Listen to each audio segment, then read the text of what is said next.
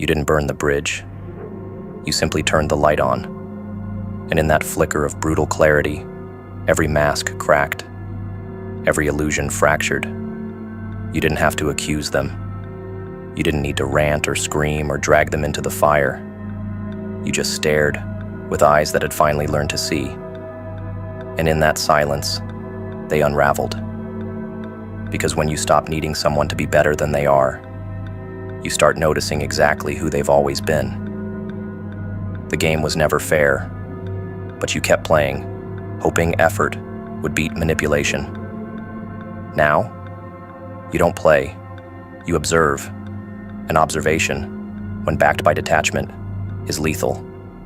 You saw the threads, the mechanics, the cruel joy behind every misunderstanding. And when the performance ended, all you had to do was step back. That's when the haunting began. Because once the truth is seen, it can't be unseen. What destroys the manipulator isn't the fallout, it's the mirror. The realization that their carefully crafted persona failed, that the version of them they projected into the world was pierced by your gaze and dismantled without violence. They played the hero, the victim, the misunderstood soul, just trying to connect. But you saw the rot beneath the poetry, the hunger for control masked as love, the passive aggression dressed as humor. And once you saw it, they lost their grip, because their whole identity hinged on your belief in the lie. They needed your loyalty to fuel the illusion. Once you stepped out of that role, they were left alone with what they truly are. And that, more than any revenge, more than any confrontation, is what haunts them. Being seen, truly seen, without flattery, without fear, without the lens of your empathy to soften their reflection. You gave them the gift of authenticity, and they mistook it for a weakness. You held space for their broken parts, assuming they wanted to heal. But they didn't want healing. They wanted performance. They wanted an audience. They wanted someone to believe in the pain, not so they could change, but so they could remain. You didn't just walk away. You exposed their choice to remain stagnant. You shattered the myth that they were trying. And nothing cuts deeper than exposure without cruelty. Because they can't paint you as vengeful. They can't call you bitter. All you did was stop pretending. You stopped applauding the act. And in that stillness, they met themselves. Without your hope to cover the stench. Without your forgiveness to delay the consequences. They stood in the wreckage of their own design. There's something savage about the quiet clarity you gave them. They don't hate you because you left. They hate you because you understood. You saw through every script, every sorry that was really a reset button, every apology that came with strings. You spotted the patterns they worked so hard to normalize. And then you held up the mirror, calmly, firmly, without blinking. That's where the pain lives now. Not in your absence, but in your insight. You didn't unlove them. You outgrew the illusion of who they were. And that evolution shames them in ways they can't articulate, because they can't hide behind ignorance anymore. You gave them understanding, and understanding demands accountability. They saw themselves through your eyes, raw, exposed, unfiltered. And now every other gaze feels dishonest. Every other connection feels shallow, because they know what it felt like to be seen, and still fail the test. Your healing is the loudest sound in their silence. Every step you take away from them echoes like thunder through the hollow corridors of their ego. They scroll, they watch, they wonder. Not because they may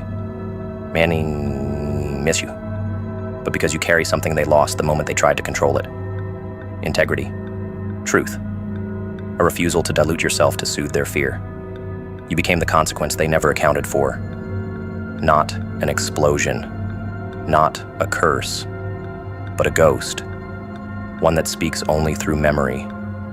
One that doesn't beg to be understood, but exists as proof that they were never what they claimed to be. That's what haunts them. Not your rage, but your peace. Not your words, but your withdrawal. You stopped arguing. You stopped convincing. You just walked away with the truth still burning in your eyes. They will try to rebuild, of course. Try to find someone else to project their edited self onto. But it won't work, because the act is tainted now. Every new connection is a reminder of the one they lost. Every lie tastes sour in their mouth, because now they know what it feels like to be known, and still rejected. That kind of rejection doesn't fade. It festers. It creeps into every performance they put on. Every time they try to wear a mask, they remember how easily you tore it away. That's the scar. Not the loss of you, but the loss of the illusion that they could forever hide.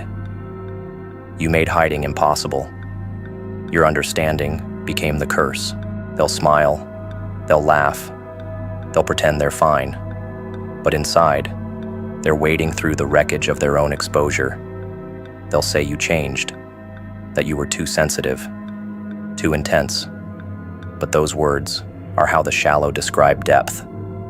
They'll rewrite the story, because in their version, they need to be the misunderstood protagonist. But deep down, when the world goes quiet and no one's clapping, they'll hear it. Your silence, your truth, the realization that someone once knew them completely and still walked away, that someone once held up a mirror and didn't flinch. You made the invisible visible, and that visibility now follows them. It sits in their relationships. It haunts their solitude. They want to control. What they got was clarity. And clarity, once tasted, poisons every lie they try to believe again. You're not bitter. You're clean, washed of illusion, purged of their poison. And that's what they never expected. They thought you'd stay tangled, thought you'd spiral without their validation. But you didn't just survive. You transformed. You became sharper, wiser, more dangerous. Not because you hate them, but because you finally love yourself enough to never be fooled again. You became the standard they'll never live up to, the mirror that doesn't lie. And whether they admit it or not, they measure themselves against you now. Every time they try to rebuild, they compare the weight of shallow approval to the depth of your honesty. And nothing measures up. Nothing tastes as real. Being seen for who you are is liberating. Being seen for what you pretend to be is terrifying. There's a distinct kind of peace that comes from being seen in your rawest form. No masks, no curated angles, just the full, unfiltered complexity of your inner world. The rage and the restraint, the ache and the ambition. The pieces of you most people flinch at, seen, acknowledged, and not just tolerated, but understood. When someone sees you for who you actually are, and not just the version you polish for the world, something deep inside exhales. The war quiets. The shoulders drop. You no longer feel the need to defend, to explain, to perform. You become dangerous in your ease, because you've realized the power of authenticity is not in being loved, it's in being free.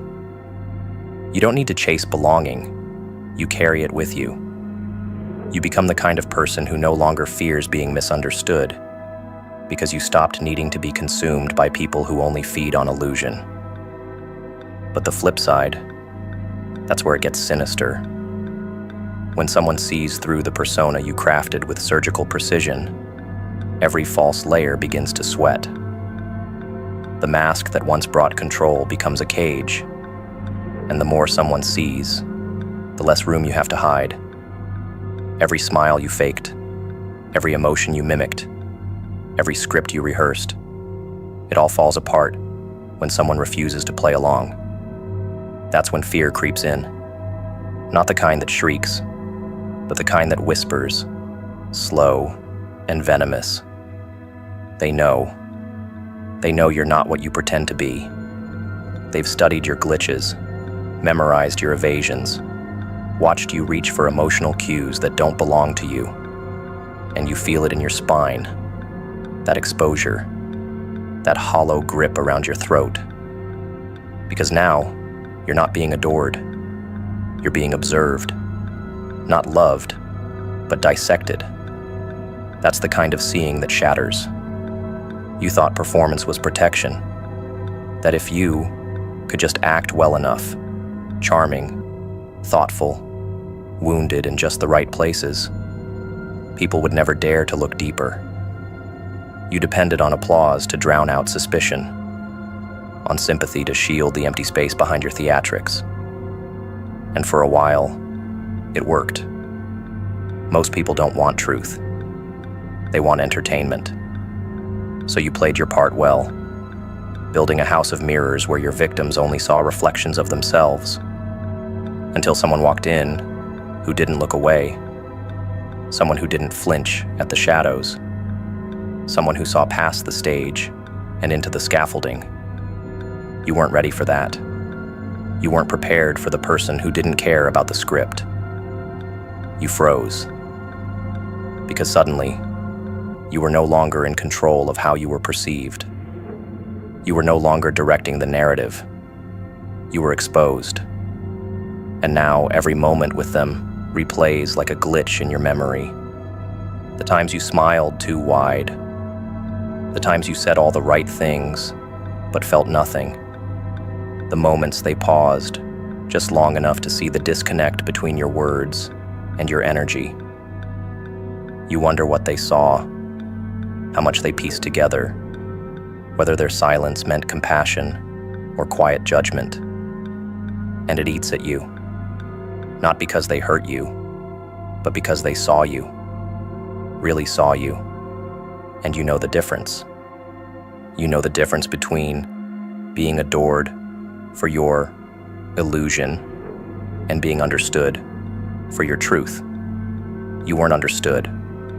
You were studied, and your entire defense collapsed under the weight of their awareness. That's the moment the fear started. The fear of being found out. The fear of facing the reality that you are not who you've been pretending to be. You still try to rewrite the story. Still try to bury the shame under logic. You convince yourself they misread you, that they projected, that they had their own issues. But the truth lingers like a slow poison. Because deep down, you remember the look in their eyes, the one that didn't need to raise a voice or accuse, the one that simply knew. And in that moment, all your practiced empathy, your emotional sleight of hand, your curated vulnerability, died. Not because it wasn't convincing, but because they no longer played their role in your theater. They sat down in the audience and stopped clapping. They stopped being seduced, and the silence left behind became your sentence. Now you relive it, not as an event, but as an echo, a haunting, the kind that makes you doubt if anyone ever really loved you, or if they only loved the fiction you fed them. You still smile, still charm, still keep up appearances. But now there's a crack in the glass. Now you feel watched, even in your solitude. Not because they're still around, but because the version of you they exposed cannot be unseen. Every compliment you receive feels undeserved. Every new connection feels temporary. Because you know, at any moment, someone might see it again. See you again. Not the persona, not the brand, but the emptiness, the manipulation, the fear, and you work hard to patch it up, to rehearse better, to polish the next act. But there's always a voice whispering underneath. What if they see it too? That's not paranoia. That's residue. That's what exposure does. It doesn't just hurt. It changes you. You thought being invisible was the worst feeling in the world. Now you know better. Now you know that being seen, truly seen, for the thing you never wanted to confront, is far more devastating. It doesn't just strip you bare. It leaves you unarmed in a battlefield of your own making. Because now, every lie has weight. Every performance feels brittle. You used to wear your mask with pride. Now you wear it with fear. And every time someone gets close, you brace for impact. Not because you fear rejection, but because you fear recognition. You fear that someone else might see what that one person saw, that someone else might unmask you without lifting a finger. And you fear that next time, you won't even have the strength to pretend. The irony is that you always wanted to be known. That was the wound, wasn't it? That no one understood you, that no one took the time. So you built a version of yourself you thought they could love, and they did. But it wasn't you they loved. It was the mask. And when someone finally came along who looked beneath it, you panicked. Because deep down, you didn't want to be known. You wanted to be worshipped. And truth kills worship. Truth levels the ground. And on that ground, you had nothing to stand on. So you ran. Or they left. Either way, the story ended. But it left behind the echo of the gaze, the one that saw it all. And now, you're not haunted by them. You're haunted by the version of you they revealed. People don't fear exposure. They fear your refusal to stay blind. They never feared being exposed. They feared being seen by you once you stopped worshiping their disguise. Because when you were blind, they held all the power. They fed you just enough honesty to appear real, just enough pain to appear human. They orchestrated your perception, dressed themselves in fragments of truth, so their lies would blend in like shadows. You weren't naive. You were loyal. And loyalty has a cost when given to the undeserving. But one day, something shifted. You stopped taking their words at face value. You stopped rationalizing red flags as misunderstandings. You stopped choosing love over logic. And that's when the fear began. Not yours, but theirs. You opened your eyes, and they felt it like a knife. Not because you called them out, but because you no longer bowed. Your silence became unsettling. They noticed how your questions sharpened, how your responses grew shorter. You were no longer impressed by the gestures that once melted your spine, no longer seduced by dramatics, no longer comforted by confessions designed to reset the game. And when they realized they could no longer control what you saw, they unraveled. Because your vision wasn't something they could edit. You had seen the script too many times. You knew the pauses before the lie. You recognized the way their voice shifted when they performed empathy. And when they caught you watching, really watching, they panicked. Not because they thought you'd attack, but because they knew you wouldn't pretend anymore. That's what they feared most, that you would no longer participate in the illusion. They crafted their identity on the assumption that you'd stay blind forever, that you'd keep offering the benefit of the doubt long after it was deserved. And for a time, you did. You gave them grace no one else would. You forgave things they weren't even sorry for. You spun narratives to protect their image, both for them and for yourself. Because it was easier to believe in a lie you loved than to confront a truth that would ruin everything.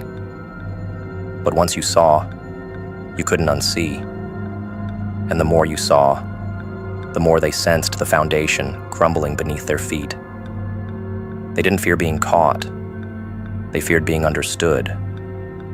Because understanding doesn't lead to arguments. It leads to exit. And they weren't ready to lose the audience they built their illusion for. You weren't cruel. You were clear. And clarity, when offered without emotion, terrifies manipulators. Because now they can't claim victimhood. They can't twist your truth into rage. They can't paint your withdrawal as betrayal. You didn't slam doors. You didn't shout accusations. You simply stopped looking at them through the fog. And in doing so, you took back every ounce of power they siphoned from your loyalty.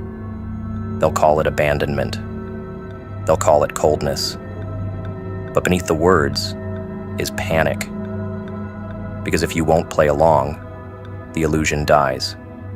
The false self they curated becomes transparent. And what's left beneath that mask is something even they can't look at for too long. You didn't steal their dignity. You revealed the vacancy behind it. You didn't weaponize the truth. You just stopped shielding them from it. And suddenly, every room you entered felt like interrogation. You didn't say anything, but your presence made them squirm, because it reminded them of what they once hid behind your affection. You weren't the threat. They were their own undoing. But you became the mirror, the one they could no longer control, the one that didn't bend to their angles or blur the reflection. That's why they fear you now. Not for what you'll say, but for what you already know. They don't worry about exposure to the world. They worry about being irrelevant in your eyes. That's the death they can't recover from. Because when you see them for what they are, and still choose to walk away without dragging their name, it rewrites the story. You become the narrator. They lose the script. And in the void where their manipulation used to thrive, now lives consequence. Quiet, brutal, and permanent. No chance for spin. No stage for re-entry. Just the reality that they are no longer protected by your blindness. They will try to reclaim the narrative, to convince others that you were unstable, emotional, reactive. But the people who knew you before the awakening will sense it. They'll feel the shift. And one by one, they'll start seeing the same cracks. Because when one person sees clearly, it's contagious. You were never their enemy. You were their reflection. And once that reflection stopped showing admiration and started showing indifference, they panicked. Not because they lost your attention, but because they lost the mask. They counted on you to stay soft, to stay questioning, to stay in love with potential. But you didn't just stop loving them. You outgrew the fantasy. You grew past the need to believe they were better than they acted. And that's a threat to anyone who depends on illusion. Your clarity becomes a virus in their narrative. Every lie they tell now carries the risk of being traced back to your silence, because the one who refuses to stay blind is the one who quietly destroys the lie without ever lifting a blade.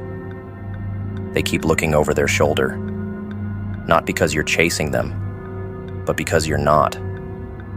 That's the fear now, that you walked away, eyes wide open, and still chose to say nothing. Because silence from someone who sees everything feels like thunder. It presses on their conscience. It rattles the cage they built out of pretense. They would rather be hated than forgotten, rather be exposed than ignored. Because at least then, they matter. But you gave them the worst fate of all.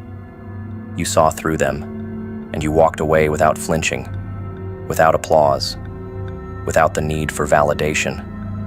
And that's what haunts them, that you left, and they still don't know how much you knew. Now their peace is measured in the distance between your truth and their reputation. Every day that passes without your retaliation feels like a countdown. They know what they did, they know what they were, and they know that you see it, all of it. You became untouchable, not through vengeance, but through vision. They cannot reach you. They cannot discredit what you never gave voice to. Your power isn't in what you expose, it's in what you let them live with. Because sometimes, the worst punishment isn't justice.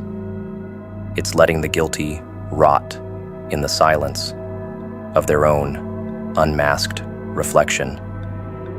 And the ones who once needed you blind now fear that you never closed your eyes again.